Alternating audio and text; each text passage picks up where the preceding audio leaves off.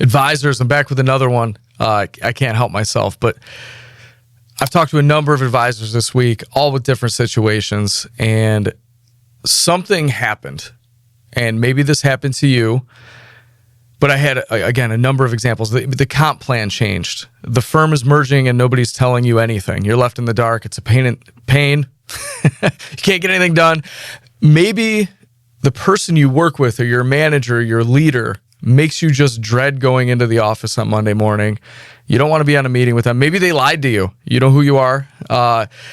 Maybe you got dinged because you didn't sell enough insurance. Those are all real examples just from this week. For many of us, by the way, same for me, there wasn't a single moment. It was like this quiet, nagging feeling that there was just more out there. And whatever that is, you're here, you're watching the video, that means something. I am not here, obviously, to tell you what to do. I will tell you and talk to you about the 5 fears that are making this decision harder than it needs to be. And I know that when I was looking to change firms, this is what I would have loved to hear. So I want to list out the fears that we all think that we have. And obviously, there's the acronym for fear and what that means. We can look that up later. Shoot me a message. I'll tell you what fear stands for. I didn't come up with it. But fear number 1, the technology won't be as good somewhere else. So let me say this. Your firm picked their technology for their needs, not yours. Independent advisors have access to, I'll call it best-in-class tools. And in many cases, they get to choose what actually works for their practice. So it could be like open architecture. Go pick what you want. Or you can vet the firm that picks for you and ask them a lot of questions. So here's the truth. You've probably been working around bad tech for years. You probably know it. Many of you don't even have a CRM yet. And you just accepted that as normal. And something else here. Make sure that it can evolve with the pace of tech changing right now. Can you easily pivot to something else? So if you commit to something now, how easily can you pivot to something else? Can the new firm pivot to something else? How is your firm using AI? That could be a totally separate video, but it's really important. Don't get left behind because your firm cannot keep up. That sounded really good. I like that. Let's use that as the opening, right? Don't get left behind because your firm can't keep up. Fear number 2, I'll lose all my clients all the time. That's what everybody says. No client's ever going to move, right? And some of you are overly confident, but that usually, and it works out that way. But this one stops more advisors than almost anything else. So I want to be direct. Your clients did not hire the logo on the door. They hired you, they trust you, and they show up for you. Study after study after study shows most clients follow their advisor when they make a move. That relationship you've been building for years, that belongs to you, not your firm. So my separate note on this is if the move is done properly, you can move most of your practice and clients within a month. So obviously, this depends on the size of the firm. If you have a $4 billion team with tens of thousands of households, it might take some extra time. But a typical advisor, let's say it's $100 million with 150 households, we should be done in 30 days, okay? A firm should be able to help you with that. With tech tools, the prep, and a plan, you can execute very quickly on moving those. By the way, we used to have to drive around with like files and egg boxes that we were prepping after we'd call with a client or prospective client, and we would have to go get hard copies signed. So now at pretty much every firm, I would hope, it's done via e-signature and it can be done very quickly. So we recently helped a team move, and they were able to move about 1,000 households within 45 days. And they were able to do this because the clients knew them and the advisors own their relationship. And I would suggest that a real firm would admit that. And they would go as far as saying, hey, we are leasing the relationships that you have with your clients. We don't own them. We all know that's not true, but wouldn't that be nice to hear for some of you? Fear number 3, it's too expensive out there. I love that one. So what percentage of your revenue is your firm keeping right now? Run that number. What does the client actually pay all in? And then what goes into your business bank account or your bank account, however you have it set up? That spread is the true cost, along with whatever else you might have to cover. So run that number, run it again. Independence has costs. Captivity has bigger costs. You have been paying for independence this whole time. You just haven't been getting it. And I'll give you two stories here, one from a wirehouse and one from an insurance broker dealer.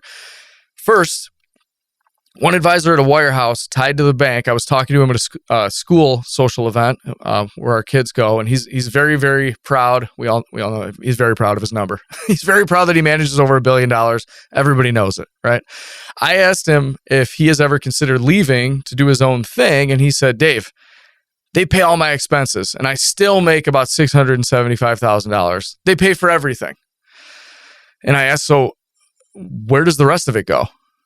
And he said, well, there's 5 of us as partners. So in my head, I wasn't doing this live to him, but I'm literally thinking, just so you know, let's do the math here. If the math is 0.75% of $1 billion, on average, we all know how this works. The firm is making $7.5 million. I think that's right. Yeah, $7.5 million. Firm makes $7.5 million. They pay out, let's say they're all even, $3.5 million in salary.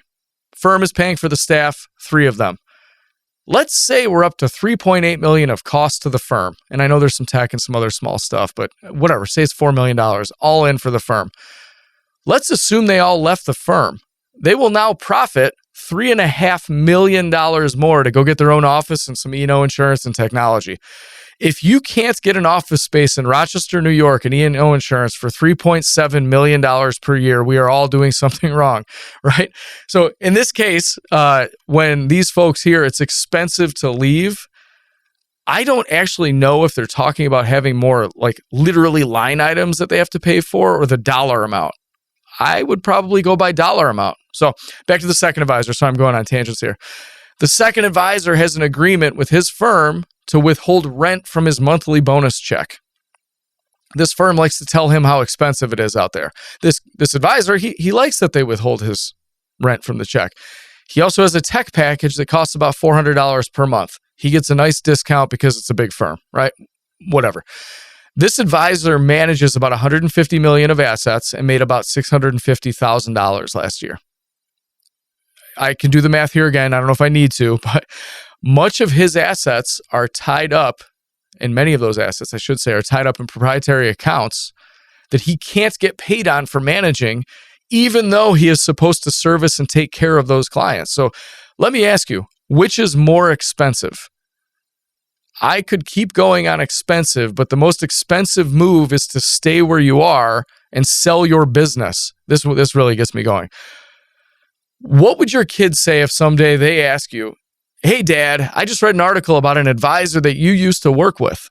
He sold his business for X millions. How much did you get? Why didn't you leave?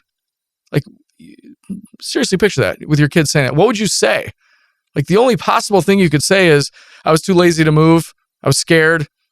Oh, I didn't know. You can tell I get fired up about this. The unrealized enterprise value drives me crazy because that is something that we don't think about. We think about the day-to-day, and I understand that we're busy, but unrealized enterprise value is a real thing, and you are never going to capitalize on that at the firm you're at right now.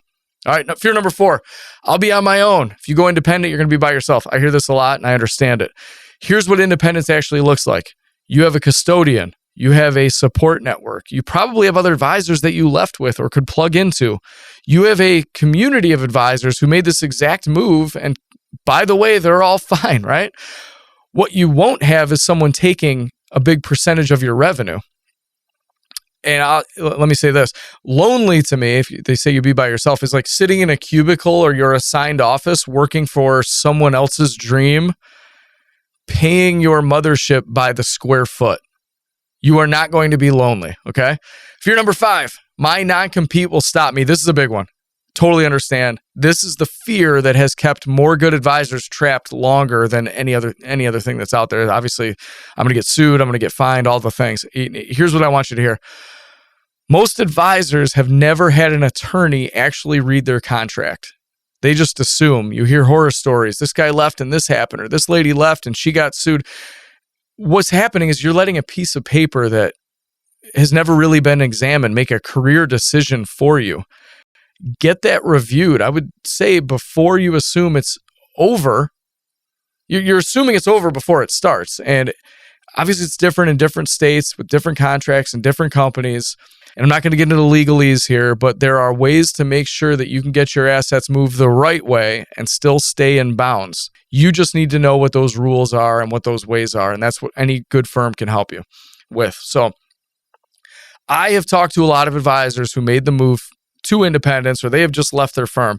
And you know what most of them say? You already know what I'm going to say. What does an advisor that left, what do they say every time? They wish they'd done it sooner. Not because it was easy, but because it was worth it. It's a pain. Transitioning is a pain. However, it can be done quickly if we have our reason for it, we know why we're doing it, and then we have a game plan. You got into this business for a reason. Don't let that fear be the thing that decides what happens next. So if something in this video, if this hit home at all, shoot me a text. Again, I just love talking about this stuff. Text me. We'll set up a time. 585-485-0947. You have been thinking about this long enough, okay? Now I'm all fired up, but for now, just make it a great day. Content here is for illustrative purposes and general information only. It is not legal, tax, or individualized financial advice, nor is it a recommendation to buy, sell, or hold any specific security or engage in any specific trading strategy. All investing involves risk, including loss of principal. Results will vary. Past performance is no indication of future results or success. Market conditions change continuously. Examples are hypothetical and illustrative only. Advisor transitions and business outcomes vary based on individual circumstances, contractual obligations, and applicable laws. Consult your own professional advisors before making any business decisions. Information here is provided in part by third-party sources. These sources are generally deemed to be reliable. However, neither 6 Point Financial Partners, Private Client Services, nor RFG Advisory guarantee the accuracy of third-party sources. The views expressed here are those of 6 Point Financial Partners. They do not necessarily represent those of Private Client Services, RFG Advisory, their employees, or their clients. This commentary should not be regarded as a description of advisory services provided by 6 Point Financial Partners or RFG Advisory, or performance returns of any client. The views reflected in the commentary are subject to change at any time without notice. Securities offered by registered representatives through Private Client Services. Member FINRA SIPC. Advisory services offered by investment advisory representatives of RFG Advisory LLC, RFG Advisory, or RFG. A registered investment advisor. Private Client Services, 6 Point Financial Partners, and RFG Advisory are unaffiliated entities. Advisory services are only offered to clients or prospective clients where RFG Advisory and its representatives are properly licensed or exempt from licensure. No advisory services may be rendered by RFG Advisory unless a client agreement is in place.